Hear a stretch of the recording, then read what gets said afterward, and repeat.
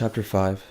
There are three of us waiting in the Greenpoint Avenue subway station at 2:45 in the morning, and I want to tie your shoelaces. They're undone, and you're too drunk to be standing so close to the tracks. You're leaning with your back against the green pole, with your legs extended so that your feet are planted on the yellow warning zone, the edge of the platform. The pole has four sides, but you have to stand on the side facing the tracks. Why?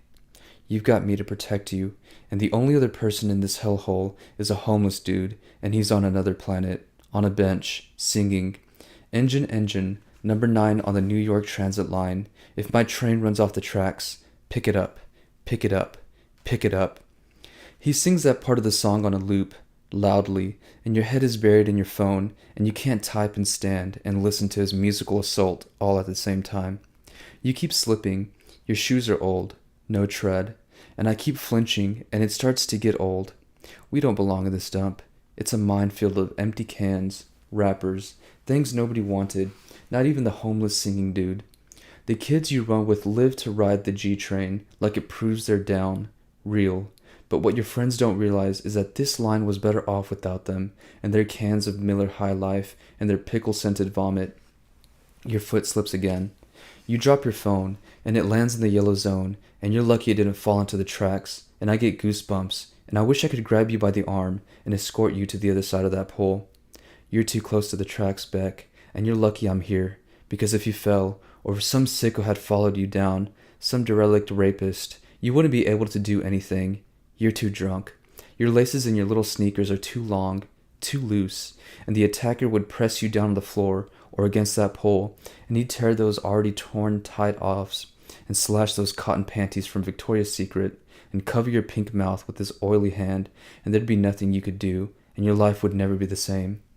You would live in fear of subways, run back to Nantucket, avoid the casual encounters section of Craigslist, get tested for STDs on a monthly basis for a year, maybe 2. The homeless dude, meanwhile, doesn't stop singing "Engine, Engine," and he's urinated twice, and he hasn't gotten up to do it either. He's sitting in his piss, and if some sicko followed you down here to finish what you started with those torn stockings, this dude would just keep singing and pissing and pissing and singing. You slip. Again. And you narrow your eyes at the homeless dude and growl, but he's on another planet, Beck. And it's not his fault you're wasted. Did I mention that you're lucky to have me? You are. I am a bed-stewy man by birth, sober, collected, and well aware of my whereabouts and yours, a protector. And the bullshit thing is, if someone saw the three of us, well, most people would think I'm the weird one just because I followed you here. And that's the problem with this world, with women. You see Elliot and Hannah scam his way to be near his sister-in-law, and you call that romantic, but if you knew what I went through to get into your home, that I messed up my back trying to know you, inside and out, you judge me for it. The world fell out of love with love at some point, and I know what you're doing with that phone. You're trying to talk to Benji, the club soda, too much hair, no-show motherfucker with whom you have encounters that are not casual, at least, not to you. You seek him, you want him, but this will pass. And part of the problem is that phone. You have that function on that fucking phone that enables you to know when your texts are opened and ignored. And Benji, he ignores the fuck out of you.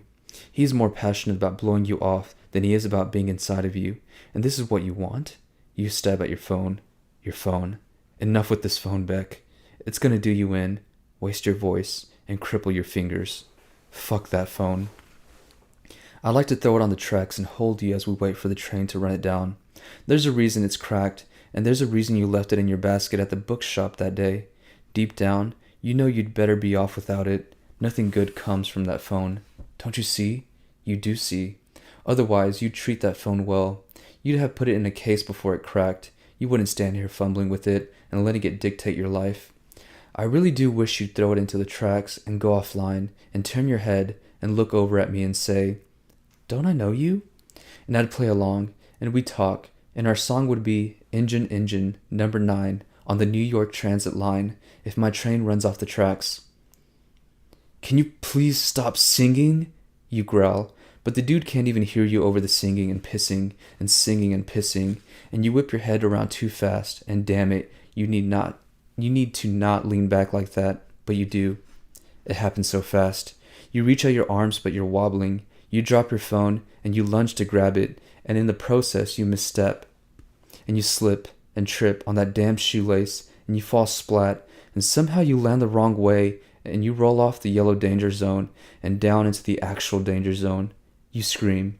It's the fastest, slowest fall I've ever seen, and you're only a voice down on the tracks now, a shriek, and his singing doesn't stop.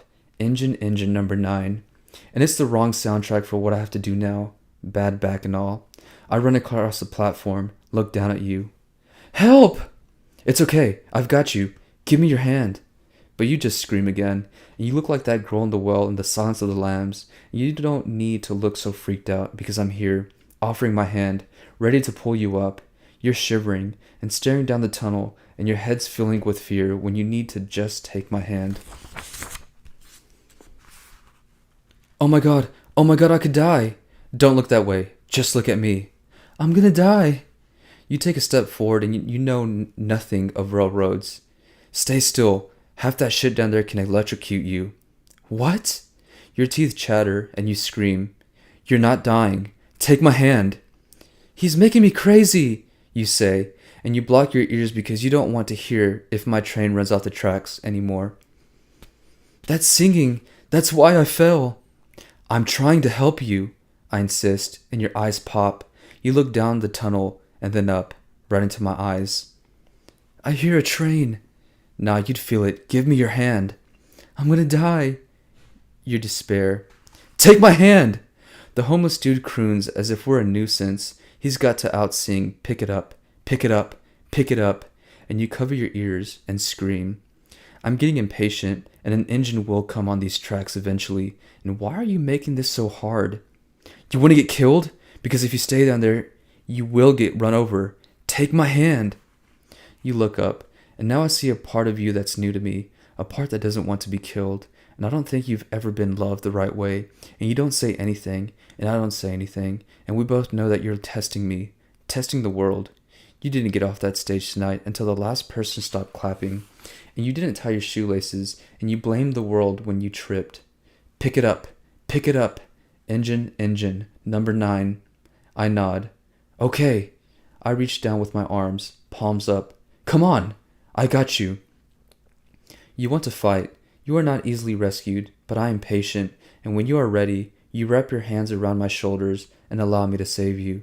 I hoist you, loose sneakers and all, onto the yellow danger zone, and then you roll you onto the dirty gray danger-free concrete, and you're shaking, and hold your knees to your chest as you scoot backward into the part of the green pole that faces inward, the safe place to sit, to wait.